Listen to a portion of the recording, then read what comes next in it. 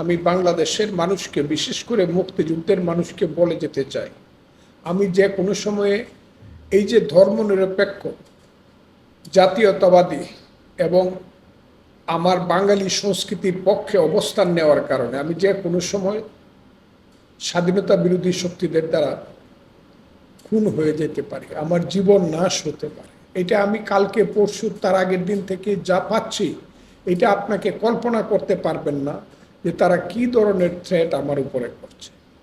কাজে আমি জানি আমার মতো একজন নিরীহ মানুষ, মৃত্যু হলে দেশের কিছু আসে যায় না, আমার মতো একজন ক্ষুদ্র মানুষ, কিন্তু আমি মুক্তিযুদ্ধের মানুষকে বলবো যে আমি, যারা মুক্তিযুদ্ধে বিশ্বাস করেন, আমি আপনাদের জন্য আজ থেকে 55 বছর আগে যুদ্ধ করেছিলাম। কাজে আমি আপনাদের বন্ধু, আমি আপনাদের ভাই, আপনি আপনাদের সাথে। অন্তত মৃত্যুর পরে জানাজায় আইসেন, আমাকে ভুলে যায় না, অবস্থাটা এইটা চলছে।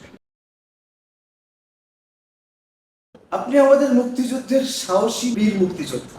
সংসদে আওয়ামী লীগ নেই, কিন্তু জামাত আছে, এটাকে কিভাবে দেখছেন? এটা হলো বাঙালি জাতির ললাটের লিখন, যারা 1971 সনে মুক্তিযুদ্ধের বিরোধিতা করে সব অংশে পরাজিত হয়েছিল। তাদের ভবিষ্যৎ বংশধরেরা যারা মুক্তিযুদ্ধ বিশ্বাস করে না, তারা মুক্তিযুদ্ধের বাংলাদেশের সংসদে বিরোধী দল হয়ে বসে আছে। এটা একটা দুর্ভাগ্যের ব্যাপার, কিন্তু এটা এখন বাস্তবতা। এটার জন্য যারা দেশ চালিয়েছে আগে মুক্তিযুদ্ধের নামে, তারাও কম দায়ী। আমরা সবাই সমান পাবি। এই ব্যাপারটা আওয়ামী লীগ মহাদোষী। বিশেষ করে গত 15 বছরের যে আওয়ামী লীগ, 2008 সন থেকে 2024 এই 16 বছরে আওয়ামী লীগ যা করেছে, এই কারণেই আওয়ামী লীগ এই ড্রেনটাকে এত ময়লা করেছে, এই কারণেই মশা মাছি এবং বিশ্রী পোকামাকড় জন্ম নিয়েছে। এরই পরিণত হইল আজকে স্বাধীনতা বিরোধী শক্তির উত্থান। খুব ক্লিয়ার, এটা আওয়ামী লীগের ভুলের এবং মহাভুলের জন্য। শিল্পী আসিফ আকবর অভিযোগ করেছেন, দেশে গান বাজনা বন্ধ হয়ে যাচ্ছে। আমরা দেখছি যে বিভিন্ন জায়গায় গানের অনুষ্ঠান বন্ধ করে দেওয়া হচ্ছে। আপনার প্রতিক্রিয়া কি?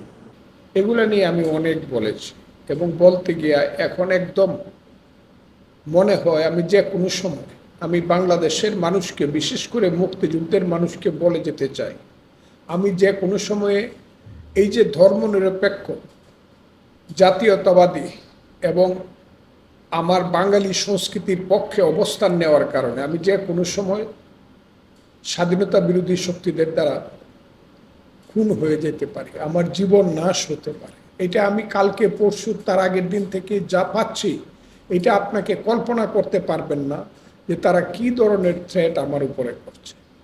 কাজে আমি জানি আমার মতো একজন নিরীহ মানুষ, মৃত্যু হলে দেশের কিছু আসে যায় না, আমার মতো একজন ক্ষুদ্র মানুষ, কিন্তু আমি মুক্তিযুদ্ধের মানুষকে বলবো যে আমি, যারা মুক্তিযুদ্ধে বিশ্বাস করেন, আমি আপনাদের জন্য আজ থেকে 55 বছর আগে যুদ্ধ করেছিলাম। কাজে আমি আপনাদের বন্ধু, আমি আপনাদের ভাই, আপনি আপনাদের সাথে। অন্তত মৃত্যুর পরে জানাজায় আইসেন, আমাকে ভুলে যায় না, অবস্থাটা এইটা চলছে। সঙ্গীত শত শত বছর যাবৎ ভারতবর্ষে ছিল এবং মুসলমানেরা যখন এই দেশে এসেছে, বিশেষ করে মুঘল সাম্রাজ্যের সময় 1526 খ্রিস্টাব্দে পানিপথের যুদ্ধে ইব্রাহিম লোদিকে পরাজিত করে যখন বাবর মুঘল শাসন প্রতিষ্ঠা করে, মুঘল শাসন থেকে বলতে গেলে মুসলমানেরা সঙ্গীতকে অনেক বেশি উপরে তুলে দিয়েছে পৃথিবীতে, সারা পৃথিবীতে। সেই তানসেন থেকে ধরে সঙ্গীতজ্ঞ সব আকবরের দরবারে, হুমায়ুনের দরবারে, শাহজাহান জাহাঙ্গীরের দরবারে ছিল। শুধু তাই না, আমার বাঙালি সংস্কৃতি পদ্মা মেঘনা যমুনা পারে এই নদীর স্রোতে গড়ে উঠে বাঙালির যে সুর, সেই সুর হাজার হাজার বছরের, এই সুর কেস যারা স্তব্ধ করে দিতে চায় তারা হলো সুর। আমি দেখেছি, এমনকি আমি পাকিস্তান আমলের সব 1958 সন যেদিন আইয়ুব খান এসেছে মার্শাল ল নিয়ে, যেদিন আইয়ুব খান এসেছে মার্শাল ল নিয়ে কেউ কথা বলতে পারে নাই। আমি আমার ছোটবেলায় দেখেছি 1964 সনে আমি গুরুদয়াল কলেজে ভর্তি হয়েছি। গুরুদয়াল কলেজের নরসুন্দর নদীর ঠিক ওই পারে এলো কিশোরগঞ্জের স্টেডিয়াম, এখন বলা হয় পুরানো স্টেডিয়াম। সেই স্টেডিয়ামে প্রতি বছর শীতকালে জানুয়ারি ফেব্রুয়ারি মাসে মুসলিম লীগের শাসনে, এবং মুসলিম লীগের তৎকালীন নেতা কে ছিলেন? আব্দুল আলী মেনু মিয়ার মতো লোক এমএনএ ছিলেন। বাদশাহ মিয়া সাহেবের, ডাক্তার বাদশাহ মিয়া সাহেবের মতো লোক একজন ইমানদার মুসলিম লোক, উনি জেনারেল সেক্রেটারি ছিলেন। ওলি নওয়াজ খান সেই এখানে মা শাহাবুদ্দি এক্সিবিশন হইতো, প্রদর্শনী হইতো, প্রতিদিন রাত্রে রূপবানের গান, বিভিন্ন যাত্রা গান হইতো, নাটক হইতো, মা মাটি মানুষ, এরাও মানুষ, কত কিছু হইতো। 22 বছর পরে আমরা যাত্রা দেখতে যেতাম, ফার্স্ট ইয়ারে সেকেন্ড ইয়ারে পড়তাম আমরা, তুষক বিছায়া শীতের রাত্রে নিচে বৈশা সেই সব গান সারা রাত শুনতাম।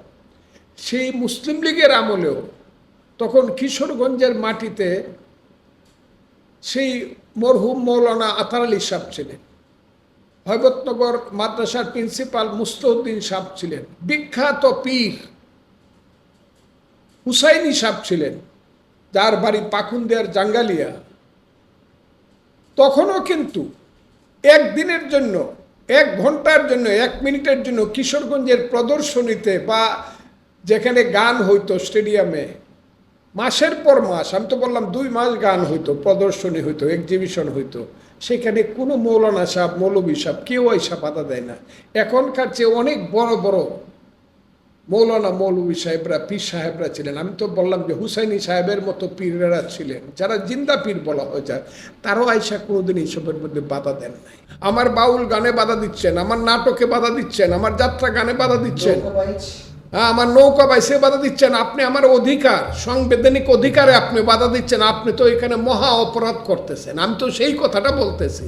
তাইলে এইসব বদলায় ফেলেন, বদলায় বলেন যে আমরা এইসব করতে দেব না, আমরা সরিয়ে আইন চাই, ইলেকশনে আসেন, এটা একটা গণভোট হোক। কিন্তু যদি বাংলাদেশের সংবিধান থাকে 72, তাহলে তো আমি গান গাবো, সেটা আমার অধিকার। আমি নৌকা বাইস করবো, সেটা আমার অধিকার। আমি নাটক করব, সেটা আমার অধিকার। আমি যাত্রা করব, সেটা আমার অধিকার। আপনি সেটাতে বাধা দিবেন কেন? আমার কথা তো এই জায়গায়, আর এই কথা কইলে আপনারা আমাকে খুন করে ফেলবেন, এটা তো কোনোদিন ছিল। আমি তো বললাম যে আইয়ুব খানের মতো একজন ডিকটেটরের আমলেও কিন্তু, এবং সেখানে পাকিস্তান মানে ইসলামিক রিপাবলিক অফ পাকিস্তান, ওটা তো ইসলামিক রিপাবলিক ছিল। তখনও তো যাত্রা গান, পালা গান, জারি গান, সারি গান, বাউল গান, প্রদর্শনী, কোনো কিছুই তো বন্ধ হয় না। আমি তো বললাম কিশোরগঞ্জ স্টেডিয়ামে মাসের পর মাস হয়েছে, তখন বড় বড় মৌলানা সাহেবরা জীবিত ছিলেন। কাজে আমি এটা বলি যে হ্যাঁ, এটা আমার অধিকার, আমাকে করতে দিতে হবে। আপনি সব কিছু করেন আপনার ধর্মের প্রতি, আপনি ওয়াজ মাহফিল করেন, আপনি সিরাতুন নবী করেন, আপনি মিলাদুন নবী করেন, আপনি আপনার মতো করে আপনার ধর্ম করেন। আমি তো আপনাকে বাধা দিতে চাচ্ছি না, আর আমি তো ধর্মেরও বিরুদ্ধে না, আমি তো ইসলামের বিরুদ্ধে না। এখন আপনার মতো করে আমি না করলে পরে আমাকে আপনি খুন করে ফেলবেন, একদম প্রতিদিন আপনি আমাকে হুমকি দিচ্ছেন, খুন করে ফেলবেন। হ্যাঁ, কিন্তু আমি জানি আমি স্টেডিয়ামে দাঁড়াইলে গিয়া আমার কথা যেটা আমি কিশোরগঞ্জে বলবো বা বাংলাদেশে বলবো, এর পক্ষে লোক হবে 90%, আপনারা 10%। এখন 10% আমাকে আপনারা খুন করে ফেলতে চান। এটা তো গণতন্ত্র বিরোধী না, শুধু সংবিধান বিরোধিতা এবং রাষ্ট্রের বিরোধিতা। এই কারণেই আমি এই কথাগুলো বলে যাচ্ছি ভাইয়া।